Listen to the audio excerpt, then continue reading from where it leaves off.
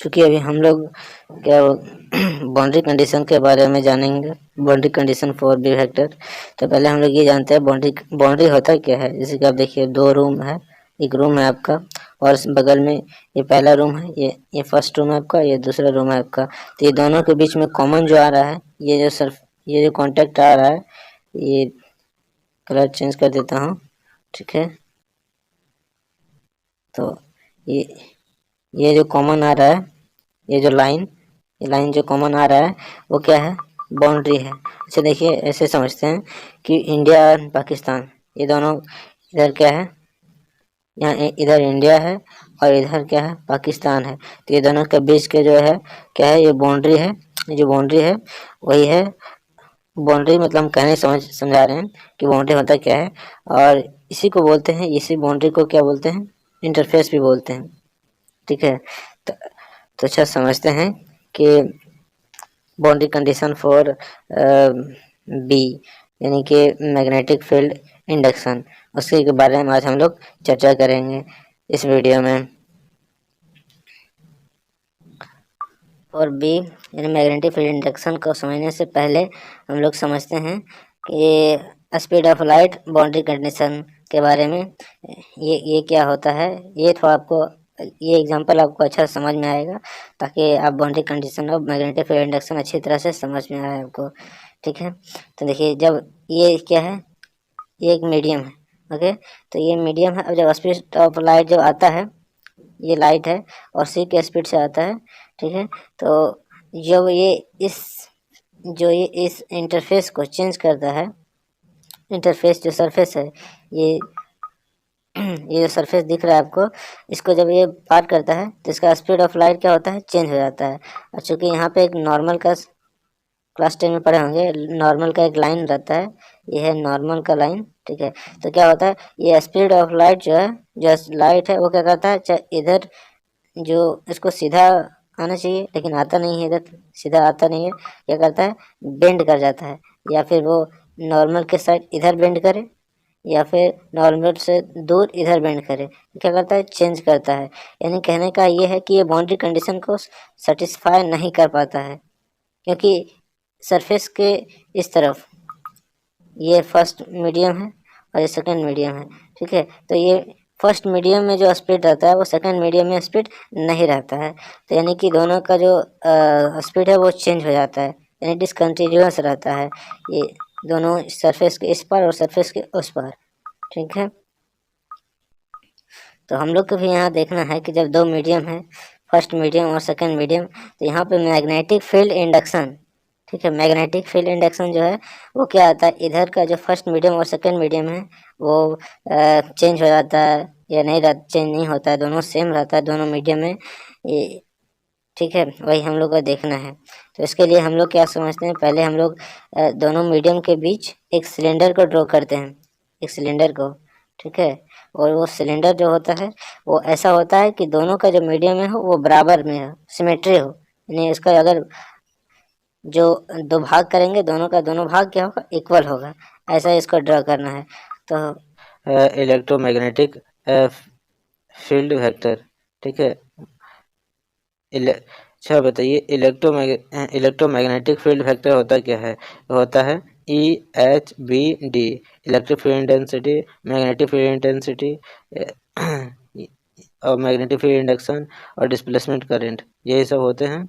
और ये electric field intensity है, तो यही सब होते हैं इलेक्ट्रोमैग्नेटिक फील्ड वेक्टर। तो इसी के बारे में हम लोग चर्चा करेंगे, एक एक करके हर वीडियो में देखेंगे कि जब ये एक मीडियम से दूसरे मीडियम में जब चाहते हैं, जब चेंज होते हैं, तो इसका जो क्या बोलते हैं, इसका जो मैग्नीट्यूड है वो चेंज कैसे होता है, वही सब वही हम बात करेंगे। लेकिन इस वीडियो में हम बात करेंगे सिर्फ मैग्नेटिक फील्ड इंडक्शन के बारे में हम सिर्फ बात करेंगे, ठीक है। ये फर्स्ट बाउंड्री है, सॉरी मीडियम है, ये सेकंड मीडियम है। और देखिए, बाउंड्री कंडीशन का मतलब ये है कि जो बाउंड्री का जो कंडीशन है, इस बाउंड्री का जो कंडीशन है, वो कंडीशन को अगर मैग्नेटिक फील्ड इंडक्शन जो है वो अगर फॉलो कर लेता है तो ये होगा boundary condition for B, okay. तो वही इसी पे हम लोग चर्चा करेंगे। स्टार्ट करते हैं, बाउंड्री कंडीशन फॉर बी यानी कि मैग्नेटिक फील्ड इंडक्शन, ठीक है। तो पहले क्या करना होगा, एक सरफेस बॉक्स को कंसीडर करना होगा। एक सरफेस बॉक्स को हम ड्रॉ करते हैं, ठीक है। देखिए, to obtain boundary condition for B, let us consider a pill box like surface at the interface between two different media. दो डिफरेंट मीडिया है, दो डिफरेंट मीडियम है, उसके बीच में पिल सॉरी ये पिल बॉक्स है। इस पिल बॉक्स को ड्रॉ करना है, ठीक है। और ड्रॉ करना है सिमेट्री, यानी कि सिमेट्री ऐसे ड्रॉ करना है। देखिए यहाँ पे आपको दिख रहा होगा एक सिलेंडर, वही सिलेंडर है। देखिए ये पूरा का पूरा जो आपको सिलेंडर दिख रहा है यही है पिल बॉक्स। और ये ये है इंटरफेस है, और इधर का मीडियम और इधर का मीडियम दोनों डिफरेंट है। ये है मीडियम फर्स्ट, ये है मीडियम फर्स्ट, और इधर है मीडियम सेकेंड। ओके, तो और देखिए इस सिलेंडर में इसको मिटा देते हैं। उसके बाद देखिए यहाँ है सरफेस इस सिलेंडर का।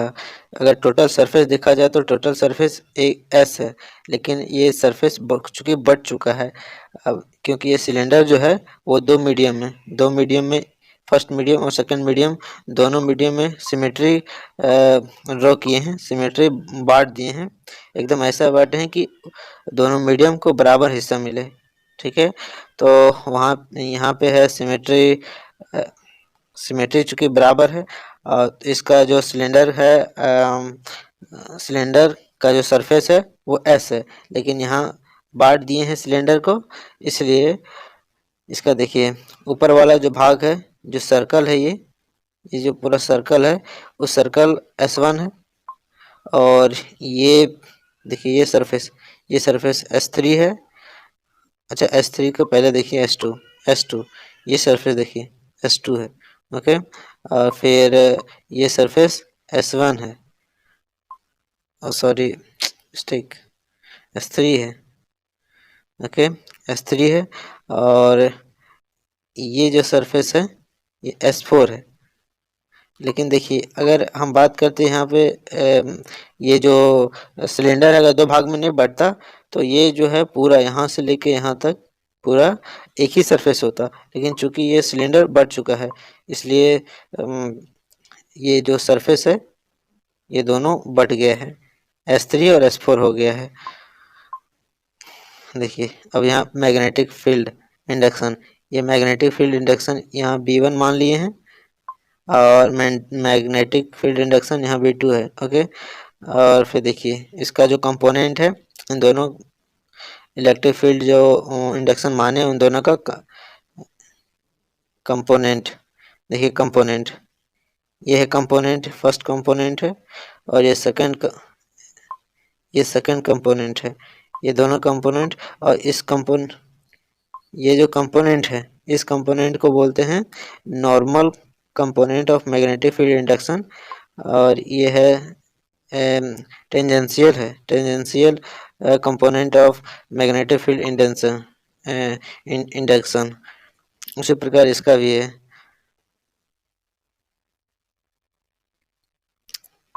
एक मिनट, ओ यार, उसी प्रकार यहाँ भी देखिए ये जो मैग्नेटिक फील्ड इंडक्शन जो B2 है इसको ड्रॉ कर देते हैं, B2 है, इसका देखिए ये है टेंजेंशियल कंपोनेंट और मैग्नेटिक फील्ड इंडक्शन B2, और ये है normal component of magnetic field induction B2। इसका ये दोनों जो ये दोनों जो कंपोनेंट है किसके कंपोनेंट है, B2 के ही कंपोनेंट है, ओके। तो देखिए और फिर यहाँ यूनिट वेक्टर, ये N1 unit vector S1 surface का है, N2 unit vector S2 surface का है, और N3 unit vector S3 surface का है, और N4 unit vector S4 surface का है। और यहाँ हाइट देखिए इस सिलेंडर का जो हाइट है यहाँ से पूरा यहाँ क्या है डेल एच जो हाइट है ये डेल एच हाइट है। ओके, देखिए, और ये जो डॉट डॉट डॉट जो आपको दिख रहा है यहाँ, डॉट डॉट जो सर्किल है, ये सर्किल बना हुआ है, ये सर्किल एरिया है। ठीक है, एरिया यहाँ पे हम लोग एरिया कंसिडर किए हैं, एरिया इस जगह पे। देखिए, अगर इसको आपको लिखना है कि S1 क्या है, B1 क्या है, इस सारे का सारा, तो ठीक है, देखिए हम देते हैं उसका भी नोट्स आपको। ये रहा आपके सामने स्क्रीन पर।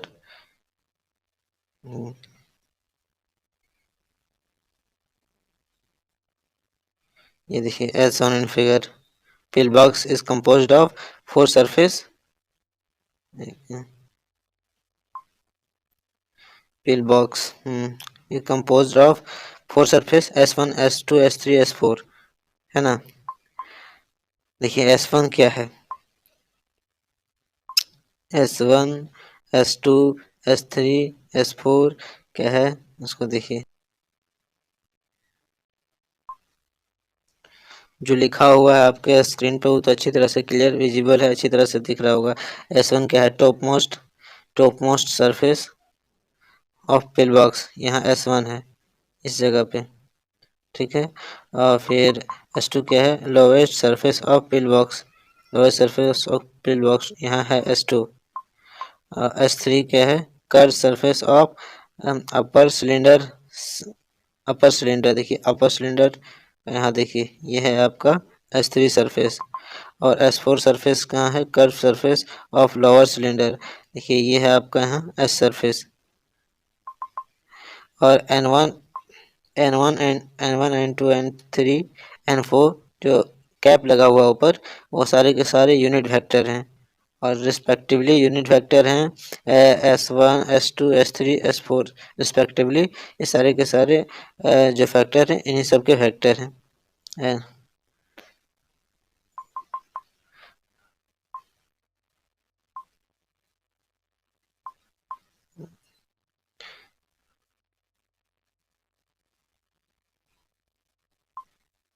देखिए यहाँ पे let B1 and B2 magnetic field induction in in 1 and 2 media respectively. हम बता दिए हैं पहले ही कि ये जो B1 और B2 है, ये B1 किसका मीडियम है, सॉरी, B1 जो है मैग्नेटिक फील्ड इंडक्शन, वो मीडियम 1 का मैग्नेटिक फील्ड इंडक्शन है, और मीडियम 2 का मैग्नेटिक फील्ड इंडक्शन है B2। ठीक, Maxwell equation for magnetic field induction B vector, we have divergent of B is equal to 0 है। इस जो ये इक्वेशन है हम इसलिए लिए हैं क्योंकि इसी के द्वारा हम लोग प्रूव कर पाएंगे कि ये जो बाउंड्री कंडीशन फॉर बी है वो क्या है, कंटिन्यूअस है, डिसकंटिन्यूअस है, बाउंड्री कंडीशन को वो सेटिस्फाई करता है, वही हम लोग को पता करना है। ठीक है, तो इसीलिए, और यहाँ पे देखिए मैक्सवेल इक्वेशन है, ये सेकंड इक्वेशन है। ठीक है, ये है Gauss's law in magnetic field. ठीक है, मैग्नेटिज्म। तो देखिए अब क्या करेंगे, इसको इंटीग्रेट कर दे, integrating both side over the volume enclosed by the pill of box. अब क्या करेंगे, इसका इंटीग्रेशन कर देंगे, इसका वॉल्यूम वॉल्यूम के रिस्पेक्ट में। देखिए इंटीग्रेशन कर दिए, इंटीग्रेशन इंटीग्रेशन का साइन लगा दिए हैं वॉल्यूम वॉल्यूम के रिस्पेक्ट में। ठीक है, देखिए अब इसको क्या कहते हैं, according to Gauss's divergence theorem. अच्छा, हमारे पास तो एक ऐसा हथियार है, ऐसा मिसाइल है जो कि इस वॉल्यूम इंटीग्रल को हम लोग सरफेस इंटीग्रल में कन्वर्ट कर सकते हैं, बदल सकते हैं, और उस मिसाइल का नाम क्या है, गॉसेस डाइवर्जेंस थ्योरम। इसी के द्वारा हम लोग वॉल्यूम इंटीग्रल को क्या करेंगे, सरफेस इंटीग्रल में चेंज कर देंगे, इस सरफेस इंटीग्रल में। वही किया हुआ है, वॉल्यूम इंटीग्रल सरफेस इंटीग्रल में चेंज कर दिया, इक्वल है। ठीक है, अब यहाँ पे पिछले जो आप लोग वीडियो में देखे होंगे, यहाँ पर तो डायरेक्ट लिखेंगे B vector dot d s vector, लेकिन यहाँ पे यूनिट वेक्टर लगा हुआ है। तो यूनिट एन वेक्टर जो यहाँ पे अब लगा हुआ है, इसका चूंकि मैग्नीट्यूड जो होगा 1 होगा, तो इससे कोई फर्क नहीं पड़ेगा। ठीक है, ऐसा लिखिएगा तो अच्छा रहेगा। इस तरह लिखने से आपको आपको मार्क्स नहीं कटेंगे। और ये इस तरह आपके कोई भी टीचर होंगे तो यही यही पढ़ा रहे होंगे। ठीक है, ऐसा ही इक्वेशन लिखे होंगे। देखिए इसको क्या करेंगे आप, ये according to Gauss's divergence theorem. ठीक है, ये हो गया, इसके इक्वल है। और देखिए इक्वेशन 1 और इक्वेशन 2 दोनों को क्या करना है, इक्वेट करना है। चूंकि देखिए LHS जो दोनों का है वो दोनों का दोनों इक्वल है, तो इसलिए RHS भी क्या होगा, इक्वल होगा। तो वही इक्वेट कर देना है, इस इक्वेशन को इसके इक्वल इक्वेट करना है, बराबर करना है। ठीक है, यानी कि surface integral of B vector dot n unit, normal unit vector है वो। ठीक है, ds इक्वल होगा 0 के। देखिए अब आगे आते हैं। देखिए यहाँ पे कंपेयरिंग किए हैं वही इक्वेशन 1 और 2 का। तो क्या हुआ, अभी बताए थे आपको कि surface integral of B vector normal unit vector ds is equal to 0 होगा। वही वही है। देखिए अब चूंकि हम जब आप सिलेंडर का जो जहाँ ड्रॉ किए हैं, उसका फिगर ड्रॉ किए हैं, जो पिल बॉक्स है उसका हम बताए हैं कि जो सरफेस है वो एस है, एस सरफेस है। लेकिन यहाँ चूंकि उसको दो डिफरेंट मीडिया में बांट दिए हैं, इसलिए वो क्या हुआ है, 4 सरफेस में कंपोस्ट कर गया है। ठीक है, the pill box is composed of 4 surfaces, है ना, S1 S2 S3 और S4 के भागों में ये सरफेस बट गया है। एस इन चारों भागों में बट गया है, इसका पार्ट पार्ट हो गया। तो क्या करेंगे, इस कहने का मतलब ये है कि ये जो सरफेस है उसी को 4 भागों में जो बांटे हैं वही हम लिखे हैं यहाँ पे। ओके, यहाँ देखिए सब जो भी है। अच्छा, यहाँ वहाँ पे आप ये भी देखे होंगे, आपका स्क्रीन पे भी हम डाल देते हैं उसका फोटो, सिलेंडर का, पिल बॉक्स का। वहाँ पे आप यहाँ पे देखिए, आप क्या देखते हैं कि जो सरफेस S1 है उसका जो नॉर्मल यूनिट वेक्टर है वो N1 है, ठीक है ना। ये जो S2 है उसका नॉर्मल यूनिट वेक्टर N2 है, S3 है उसका N3 है, एन एन यूनिट 3 है, यूनिट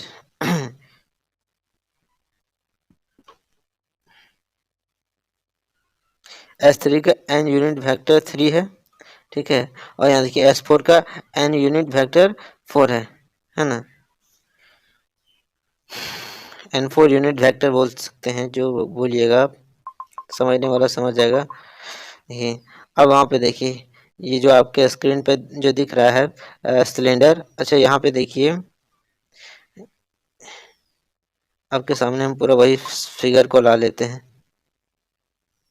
ये फिगर है,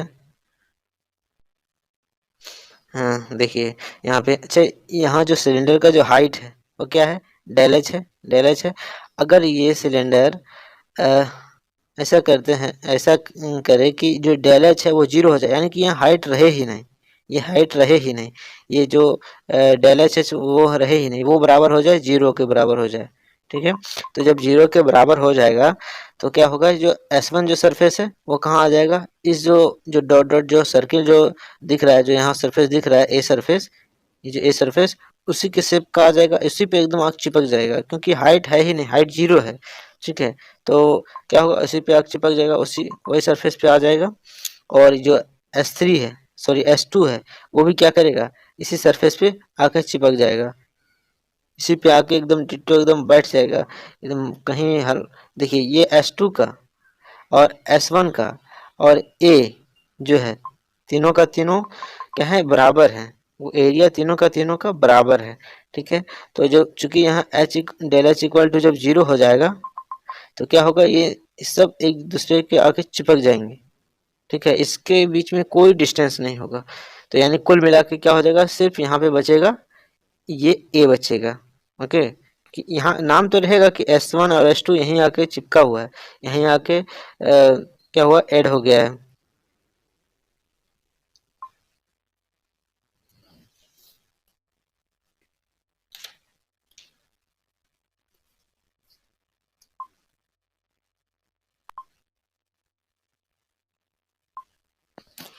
इस कारण क्या होगा, जो S3 है और S4 है वो कोई कंट्रीब्यूट नहीं कर पाएगा इस सिलेंडर में, चूंकि ये पूरा का पूरा हाइट हो जाएगा 0, तो ये बचेगा ही नहीं। ये सरफेस यहाँ से यहाँ का सरफेस, ये सरफेस है इसका, और ये जो सरफेस है वो सरफेस बचेगा ही नहीं।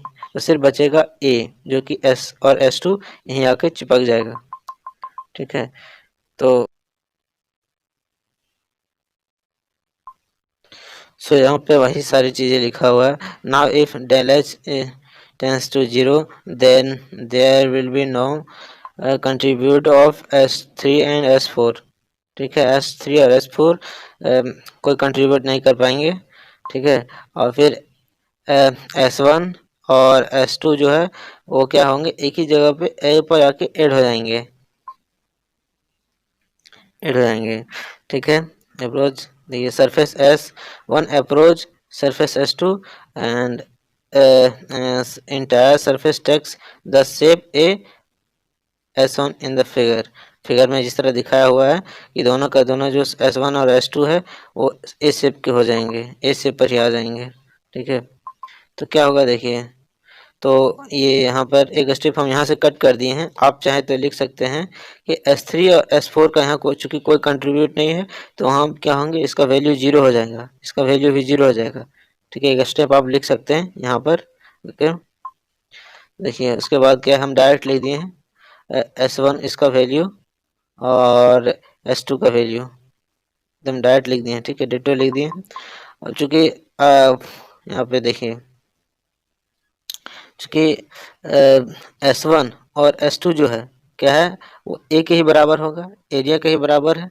तो वहीं पे S1 और S2 की जगह पे ए लिख दिए हैं, क्योंकि ये दोनों का दोनों मिला के वहीं आते हैं, ए पर ही आते हैं। ठीक है, और चूंकि हमको अभी यहाँ पर एरिया इंटीग्रल ऑफ डीएस करना है, जो कि नीचे वाला स्टेप में है, तो इसलिए यहाँ पे ए आ गया है। ठीक है, अगर आप यहाँ S1 और S2 भी लिखेंगे तो कोई दिक्कत नहीं है, लेकिन एक ही वर्ड यहाँ पे आएगा, चाहे S1 आएगा, चाहे S2 आएगा, चाहे ए आएगा। ठीक है, उसको कोई दिक्कत होने वाला नहीं है आपको, तो ए ही लिखें। ठीक है, और देखिए यहाँ पर ये दोनों का दोनों क्या होगा, ऐड हो जाएगा, ऐड हो गया। अब ये क्या है, इस पूरा का पूरा जो टर्म है इसको बाहर निकाल दिए, इस पूरे टर्म को बाहर निकाल दिए। क्या बचा, एरिया इंटीग्रल ऑफ डीएस। ठीक है, अब चूंकि एरिया तो वहाँ पे बराबर, एरिया जो है वहाँ 0 है ही नहीं। एरिया देखिए, ये जो आपका फिगर है यहाँ पर एरिया 0 है ही नहीं, तो इसका मतलब क्या है, ये 0 होगा। चूंकि यहाँ इसके इक्वल बराबर 0 है। ठीक है, तो इसका कहने का मतलब या फिर ये 0 होगा या फिर ये 0 होगा, ये टर्म 0 होगा या फिर ये टर्म 0 होगा। तो एरिया तो 0 होगा नहीं, इसलिए क्या होगा, ये टर्म 0 होगा। ठीक है, उसी को इक्वल करते हैं।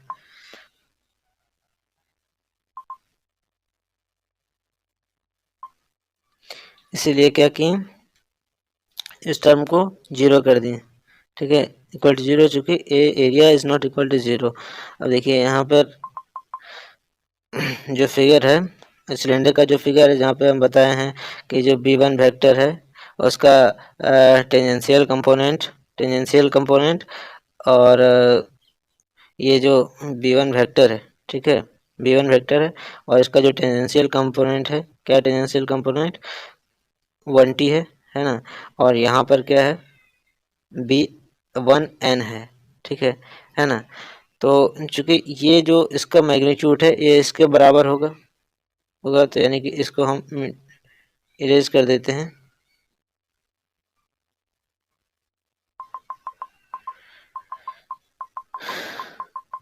चूंकि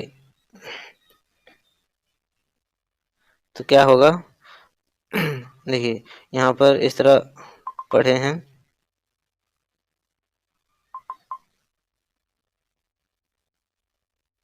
ऐसा फिगर आ जाएगा, ऐसा डायरेक्शन एक डायरेक्शन में और ये अपोजिट डायरेक्शन में है आएगा। तो चूंकि हम लोग पता है कि ये ट्रायंगल वेक्टर एडिशन से ये और ये जो दोनों का मैग्नीट्यूड होगा वो किसके बराबर होगा, इसके बराबर होगा, इसके बराबर होगा। यहाँ कलर चेंज कर देते हैं,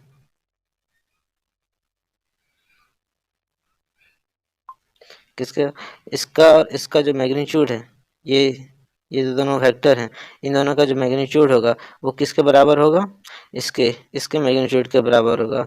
ये जो लाइन दिख रहा है इसके मैग्नीट्यूड के बराबर होगा। ये हम लोग वेक्टर लॉ ट्रायंगल एडिशन से हम लोग को पता है। तो इसीलिए यहाँ पे क्या है, वही लिखे हुए हैं, b1 बराबर क्या है, b1t वेक्टर b1n वेक्टर, ठीक है। उसी प्रकार ये भी है, b2 का जो है इतना की इक्वल बराबर होगा। ट्रायंगल ऑफ वेक्टर एडिशन से पता है हम लोग को। अब क्या है, इन दोनों का मल्टीप्लाई कर दिए, n1 को इन दोनों में मल्टीप्लाई कर दिए, इन दोनों टर्म में मल्टीप्लाई कर दिए, और n2 को भी इन दोनों टर्म में मल्टीप्लाई कर दिए, तो ये मिला, ठीक है। और चूंकि जब डायरेक्शन यहाँ पे डॉट है, जैसे कि यहाँ पे डॉट का जो साइन है, इसका मतलब क्या है, या अगर जो दोनों का दोनों अगर वेक्टर होगा, एक ही डायरेक्शन में होगा तो कोई फर्क नहीं पड़ेगा, लेकिन अगर दोनों वेक्टर एक दूसरे का परपेंडिकुलर होगा तो क्या होगा, यहाँ पर 0 आ जाएगा। क्योंकि डॉट वेक्टर क्या होता है, A dot B is equal to क्या होता है ए बी कॉस थीटा होता है ना। तो कॉस थीटा होता है, तो यहाँ थीटा का अगर मान अगर परपेंडिकुलर है 90 डिग्री है, क्या होगा, पूरा पूरा 0 हो जाएगा। तो उसी प्रकार ये जो है b1t vector n1 unit vector, और यहाँ b2t dot n2 unit vector जो है वो दोनों के दोनों एक दूसरे का परपेंडिकुलर है। मतलब यहाँ पे अलग अलग बता रहे हैं, जैसे b1t वेक्टर जो है वो n1 के परपेंडिकुलर है, और b2t जो है वो n2 वेक्टर के यूनिट वेक्टर के बराबर है, सॉरी परपेंडिकुलर है। फिर से सुनिए, ये जो b1t वेक्टर है वो n1 यूनिट वेक्टर के परपेंडिकुलर है, और यहाँ b2t vector n2 unit vector के परपेंडिकुलर है। इसलिए क्या होगा, दोनों का वैल्यू जो होगा वो 0 होगा। देखिए हम लोग को पता है यहाँ इसका वैल्यू 0 होगा, इसलिए यहाँ पे क्या क्या बचेगा, यहाँ पर बचेगा ये टर्म और ये टर्म बचेगा, उन दोनों को ऐड करके इज इक्वल टू 0 होगा, ठीक है। तो उसी को देखिए क्या बचा है, b1 vector n1 unit vector बचा है, और यहाँ बचा हुआ है ये टर्म बचा हुआ है। अब दोनों का दोनों टर्म जो बचा हुआ है इसका देखिए रिलेशन क्या होगा। सो अब देखिए इस टर्म को हम लोग उस साइड ले जाते हैं, राइट हैंड साइड ले जाते हैं, आरएचएस ले गए तो ये बचा। और चूंकि देखिए n2 और n1 जो है यूनिट वेक्टर वो दोनों एक दूसरे के अपोजिट हैं। ये देखिए फिगर में, चूंकि फिगर में जब बताएं आपको कि ये सिलेंडर है, इस सिलेंडर में यहाँ पर क्या है n1 यूनिट वेक्टर, और यहाँ पे क्या है n2 यूनिट वेक्टर है। तो वो दोनों एक दूसरे के अपोजिट हैं, एकदम अपोजिट हैं, जिस कारण से उन दोनों का जो मैग्नीट्यूड होगा वो क्या होगा, जो डायरेक्शन चूंकि अपोजिट है तो मैग्नीट्यूड में तो फर्क होगा ही, ठीक है। जब A B cos theta equal to जब 180 होगा, थीटा का वैल्यू 180, तो फर्क पड़ेगा, साइन तो आ जाएगा नेगेटिव का, तो वही यहाँ पे नेगेटिव का साइन आया हुआ है, ठीक है। अब देखिए तो ये यहाँ देखिए माइनस n2 का जो वैल्यू होगा वो n1 यूनिट वेक्टर आ गया, और n1 यूनिट वेक्टर और इधर का n1 यूनिट वेक्टर दोनों कैंसिल, क्या बचा, ये देखिए आपके सामने है। तो चूंकि देखिए ये जो है ये क्या है, अभी हम बताए हैं वीडियो में आपको कि ये नॉर्मल कंपोनेंट है, ठीक है, b1 वेक्टर का, और ये जो है नॉर्मल कंपोनेंट है b2 वेक्टर का, और दोनों का दोनों क्या है, इक्वल है। तो इक्वल है कहने का मतलब कि वो दोनों कंटिन्यूअस हैं, एक दूसरे कंटिन्यूस है, यानी कि दोनों सरफेस में दोनों का वैल्यू एक ही आ रहा है, बराबर आ रहा है दोनों का वैल्यू, यानी वैल्यू में कोई चेंज नहीं आ रहा है। इसीलिए hence normal component of magnetic field induction B vector is continuous across the interface between two surface media। ठीक है, ये हो गया मेरा, क्लियर हो गया। इसी को आप लोग नोट्स एग्जाम में लिख के आइएगा, जब आपके पास जब एक क्वेश्चन आएगा boundary condition for B vector. So thank you for watching. अगर अच्छा लगा तो अपने दोस्तों के साथ शेयर कीजिए, अपने क्लासमेट के साथ शेयर कीजिए, ताकि हम लोग को भी अच्छी तरह से समझ में आए। Thank you.